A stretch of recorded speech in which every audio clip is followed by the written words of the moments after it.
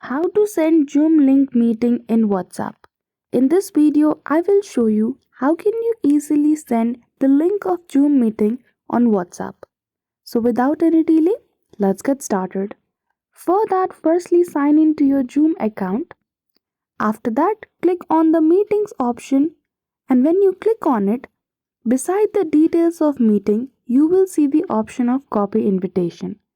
Click on it and then again click on copy meeting invitation. Once you choose that option, now the link has been copied and you can paste it anywhere and invite anyone.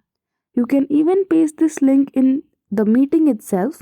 Now that the link is copied, you can not only share it in WhatsApp but all the chatting device. So that's all. That is how easily you can send Zoom link meeting in WhatsApp. So I hope you found this video helpful.